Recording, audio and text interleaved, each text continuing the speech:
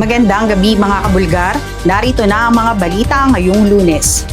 PNP, wala pang warrant of arrest kay Senator Marcoleta kaugnay sa indirect bribery complaints. Nilinaw ng Philippine National Police ngayong Lunes na wala pang warrant of arrest na inilalabas para kay Senator Rodante Marcoleta. Ngunit kikilos agad ang mga otoridad kung sakalin meron ng direktibang utos ang korte. Ito ay matapos sabihin ni Marcoleta na nakatanggap ito umano ng isang impormasyon na nakatakda ang senador na magkaroon ng warrant laban sa kanya kaugnay sa plunder at indirect bribery complaints. Kasabay ng kanyang non-disclosure of campaign funds mula kina former Quezon City Representative Mike Defensor at negosyanteng sina Joseph Espiritu at Aristotel Viray. Nanindigan ang PNP na pananatilihin ng kanilang ahensya ang pagiging professional at apolitical sa pagpapanukala ng batas. Radio broadcaster sa Capiz nakaligtas matapos pagbabarilin sa kanyang sasakyan. Para sa Boses ng Katotohanan, magbabalita, Brian Kidzon. Nakaligtas ang mamamahayag na si Jay Labapis matapos pagbabarilin ang may namanayaw nitong sasakyan ng hindi pa nakikilalang na mga salarin sa Roa City, Capiz, Lunes alas 5 ng umaga. Papunta sana ang biktima sa isang radio station kung saan nito nagtatrabaho nang harangin ng riding in tandem sa kahabaan ng National Highway sa Barangay Cagay. Mariin namang kinundena ng Presidential Task Force on Media Security ang tangkang pag-ambush laban kay Labapis. Nagbubulgar, Brian Gidson.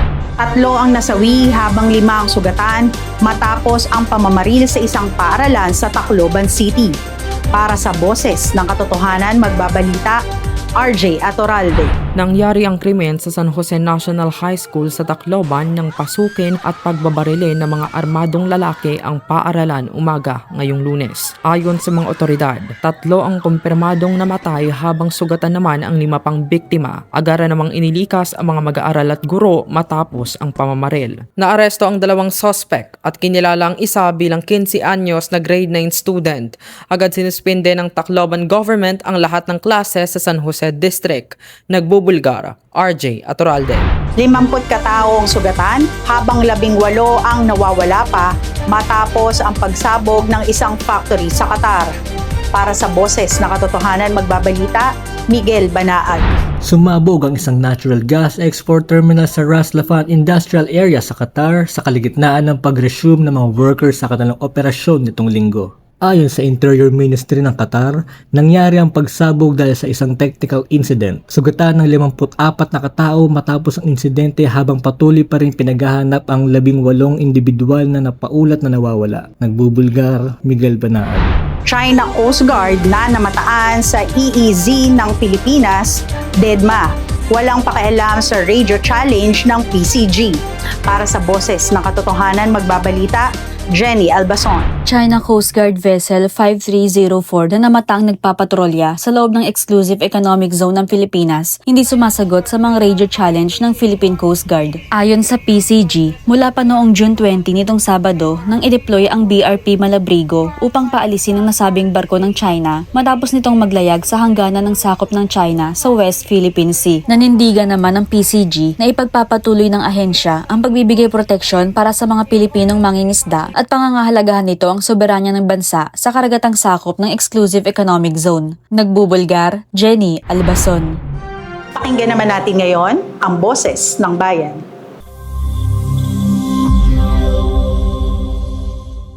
Sa gitna ng mga isyong kinaharap ng bansa, mahalagang marinig ang boses ng bayan. Samahan niyo akong alamin ang pananaw ng masang Pilipino tungkol sa reklamong plunder laban kay Senator Marcoleta.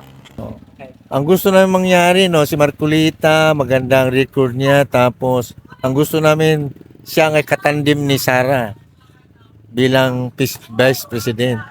Hindi naman siya ako saan ng gano'n kung hindi siya hindi niya ginawa Siyempre, lahat naman ng tao, pagka mayroong ginawa isang tao, pag ginawa saan ka, may ginawa ka.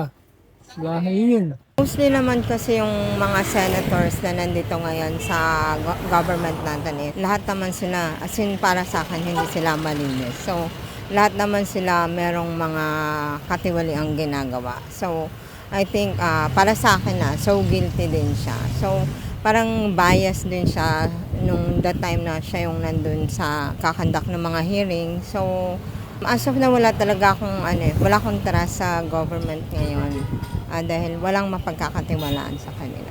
At yan ang iba't ibang saloobing nakalap natin sa araw na ito. Para sa Boses ng Katotohanan, ako si RJ Atoralde, nagbubulgar. Ipinagdiwang ni Encantadia star, Sanya Lopez at Sanya Warriors ang kanilang isang dekadang samahan. Isang dekada ng matatag ang samahan ni na Sanya Lopez at ng kanyang fan club na Sanya Warriors. Kaya naman isang espesyal na selebrasyon ang kanilang pinagsaluhan. Sa halip na isang engranding event, pinili nilang magsagawa ng tree planting activity sa Gabriel Sanctuary sa Antipolo, na ayon sa aktres ay isang lugar na malapit sa kanyang puso. Para kay Sanya, higit pa sa isang fan club ang Sanya Warriors dahil isa na itong pamilyang nabuo sa pagmamahalan, respeto at walang sawang suporta. Bilang pasasalamat, sinabi rin ng aktres na labis niyang pinahalagahan ang bawat tagahangang patuloy na sumusuporta sa kanya sa loob ng isang dekada. Sunshine Cruz, balik pag-arte na matapos ang 3 taong health break.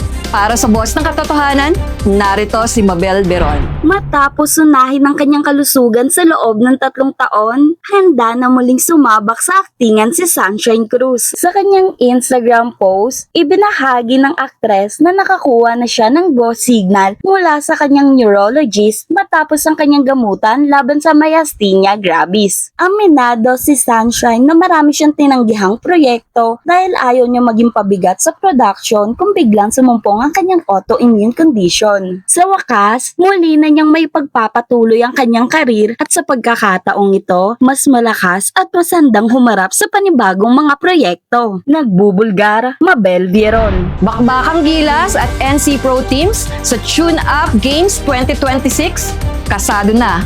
Para sa Boss ng Katotohanan, narito si Janelle Belmonte. Lilipad na bukas, Hunyo 23 ang Gilas Pilipinas patungong New Zealand para sa dalawang krusyal na tune-up games laban sa National Basketball League Pro Teams na Manawatu Jets sa Hunyo 28 at Franklin Bulls sa Hunyo 30. Ang mga exhibition match na ito ay bahagi ng preparasyon ng tropa ni Coach Tim Cone para sa final window ng FIBA World Cup 2027 Asian Qualifiers, kung saan makakatapat nila ang NZ Tall Blacks sa Hulyo 3 at ang Australia sa Hulyo 6. Bago lumipad, haharap muna ang pambansang koponahan sa kanilang mga taga-suporta para sa isang media and fans day ngayong gabi sa Field of Flying V Center sa San Juan City. Bagamat hindi makakasama ang mga main big men na sina Kai Soto at Quintin Melora Brown, handang punanin na Converge big men Justin Baltazar at UAAP standout Mike Phillips na opisyal nang reclassified bilang local player. Ang puwang sa ilalim para magdala ng pwersa at rebounding para sa Gilas. Nagbubulgar, Janelle Belmonte.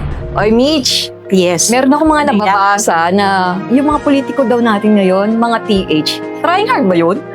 Ikaw naman, Feli. Kasi parang diba? hindi ka naman nag-millennials. Oh. Ay, yung TH daw is yung parang tamang hinala. Oh, talaga? Oo, di ba? Dahil? Oy, di ba, lalo na ngayon, aware na yung mga politiko kapag ka sinabi yung mga naglalabas ng mga warrant of arrest ngayon, di ba?